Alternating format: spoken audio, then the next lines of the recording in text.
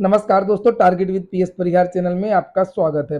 सुबह की इस वीडियो में ऐसी सूचनाएं होती हैं जो विभिन्न समाचार पत्रों पर छाई हुई होती हैं और विद्यार्थियों के लिए आवश्यक होती हैं। तो आइए शुरू करते हैं और देख लेते हैं कि आज के समाचार पत्रों में विद्यार्थी जीवन से संबंधित कौन-कौन सी सूचना लिखा है। 10 नए राजकीय संस्कृत विद्यालय खोलने की तैयारी। मुख्यमंत्री योगी आदित्यनाथ की सरकार में संस्कृत विद्यालय और संस्कृत शिक्षा को बढ़ावा देने की पहल हुई है। प्रदेश में प्रथमा से महाविद्यालय स्तर तक के सिर्फ 2 राजकीय विद्यालय हैं, जिसमें एक उत्तर मध्यमा एवं एक महाविद्यालय स्तर का है। ऐसे में उप निदेशक संस्कृत सीएल चौरसिया ने प्रदेश में 10 नए राजकीय संस्कृत विद्यालय खोलने की योजना तैयार की है। इसके लिए प्रस्ताव शासन को भेज दिया गया है। संस्कृत विद्यालयों में अध्यापकों की कमी थी, तो 2021 में संविदा 518 शिक्षकों की नियुक्ति भी की गई थी और लिखा है कि इसके पूर्व स्थायी शिक्षक की नियुक्ति होने तक के लिए ये 2 वर्ष के लिए बढ़ा दी जाएगी। इसके लिए प्रस्ताव बना करके भेज दिया गया।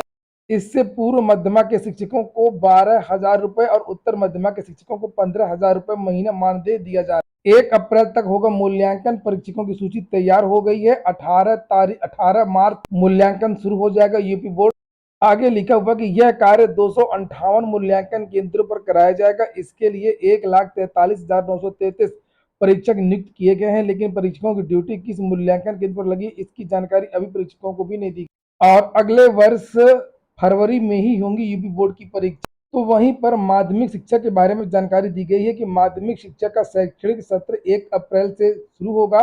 निदेशक माध्यमिक शिक्षा ने शैक्षिक सत्र 2023-24 के लिए तिथिवार एकेडमिक कैलेंडर जारी किया है, जिसके मुताबिक 1 अप्रैल 2023 से सत्र प्रारंभ हो जाएगा और नए सत्र के प्रभावी क्रियान्वयन के लिए 13 से लेकर के 18 मार्च तक मंडल के योग्य प्रधानाचार्यों की शैक्षणिक कार्यशाला। भर्ती में 100% आरक्षण असंवैधानिक है। हाईकोर्ट ने एक आदेश दिया है। कल छत्तीसगढ़ लोक सेवा आयोग की शर्त निरस्त कर दी गई है। असल में एक वैकेंसी थी नर्सिंग की, जिसमें महिलाओं को 100% आरक्षण दिया गया था। लिखा है कि छत्तीसगढ़ उच्च न्यायालय ने शासकीय नर्सिंग महाविद्यालयों में सहायक प्राध्यापकों और प्रदर्शक के पद पर 100% महिला आरक्षण को असंवैधानिक मानते हुए इस संबंध में जारी विज्ञापन की संबंधित शर्त को निरस्त कर दिया। अधिवक्ताओं घनश्याम कश्यप और नेल्सन पन्ना ने बताया कि छत्तीसगढ़ लोक सेवा आयोग रायपुर द्वारा 8 दिसंबर 2021 को शासकीय नर्सिंग महाविद्यालयों में सहायक प्राध्यापक और प्रदर्शक के 91 रिक्त पदों पर भर्ती के लिए विज्ञापन जारी किया गया था और इसमें केवल महिलाएं ही आवेदन कर सकती थी। इसी को चैलेंज किया गया था। अगली सूचना 69,000 शिक्षक भर्ती की है। लिखा एनओसी विवाद के कारण चली कानूनी लड़ाई, शिक्षकों को 2.5 साल बाद मिलेगी तैनाती। मामला है 68,500 शिक्षक भर्ती और 69,000 का।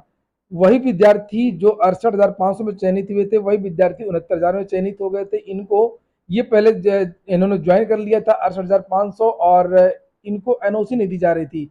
विद्यार्थी कोर्ट चले गए थे और इसके बाद में कोर्ट ने आदेश दिया और अब इन विद्यार्थियों को 69,000 में चयनित किया जाएगा। लिखा है कि 69,000 सहायक अध्यापक भर्ती में चयनित तकरीबन 200 अभ्यर्थियों को 2.5 साल बाद तैनाती मिलेगी। बेसिक शिक्षा परिषद के सचिव प्रताप सिंह बघेल ने सभी बेसिक शिक्षा अधिकारियों को 5 मार्च तक भेजे पत्र में एनओसी के कारण वंचित अभ्यर्थियों को 14 मार्च को ऑनलाइन विद्यालय आवंटित करने के निर्देश दिए हैं। संबंधित अध्यापकों को 21 मार्च तक अपने तैनाती वाले स्कूल में योगदान देना होगा। सबसे पहले दिव्यांग महिला, दिव्यांग पुरुष महिला और सबसे अंत में पुरुष शिक्षकों का आवंटन होगा।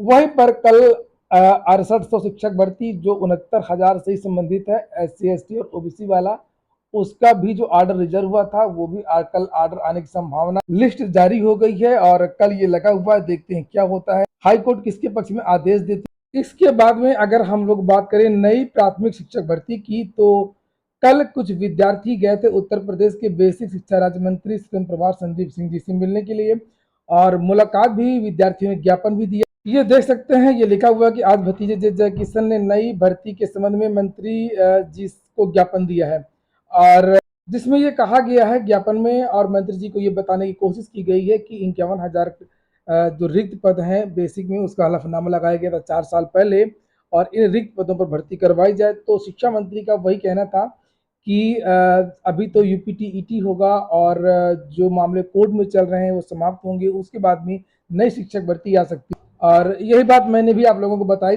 और उम्मीद है कि ये जो मामले हैं अभी आप लोगों ने देखा 68,500 का और 69,000 का ये समाप्त होने वाले हैं। उसके बाद में नया आयोग बनेगा, यूपीटीटी होगा। यूपीटीटी होने के बाद में जो 68,500 की जो रिक्त पद हैं जिसके बारे में मैंने कहा था, मुझे जो जानकारी मिली है कि पहले उन पदों पर भर्ती होगी और उसके बाद में फिर बड़ी भर्ती हो सकती है। भर्ती कोई भी हो, चाहे 24,000 वाली भर्ती हो, चाहे 51,000 वाली भर्ती हो, जल्द से जल्द विज्ञापन जारी होना चाहिए और इसके लिए विद्यार्थियों को लगातार प्रयास भी करना चाहिए। ऐसा नहीं कि शिक्षा मंत्री ने कह दिया विधानसभा में, विधान परिषद में और सारे विद्यार्थी ठंडे होकर के बैठ गए।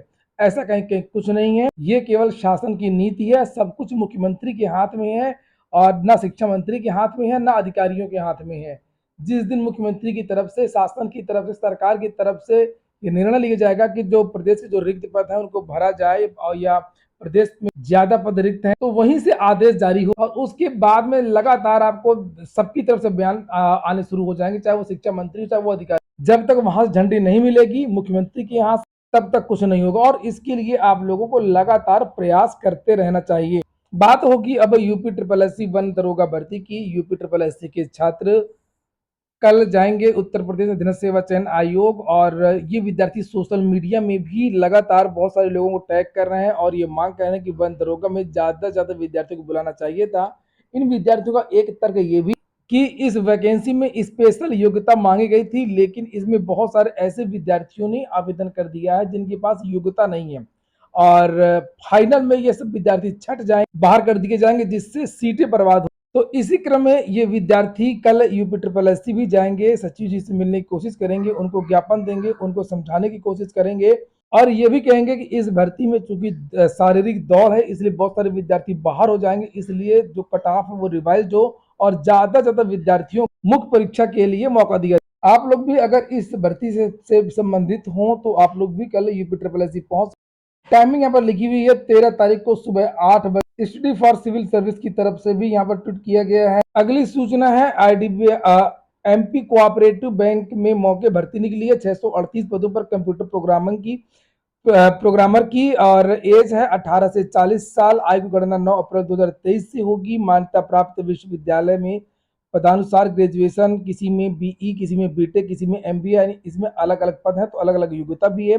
चयन प्रक्रिया लिखित परीक्षा और इंटरव्यू होगा। लास्ट डेट 9 अप्रैल 2023 है।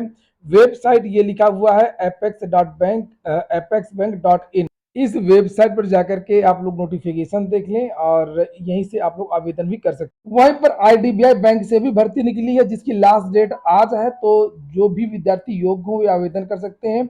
वेबसाइट है idbibank.in और 600 पदों पर यह भर्ती निकली हुई है।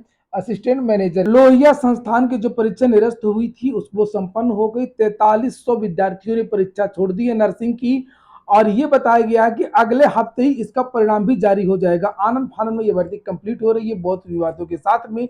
ये हो गया आज का वीडियो आपको अच्छा लगा तो वीडियो को लाइक कर दें। जिन छात्रों ने चैनल को सब्सक्राइब न किया सब्सक्राइब कर लें। पूरा वीडियो सुनने के लिए बहुत बहुत धन्यवाद।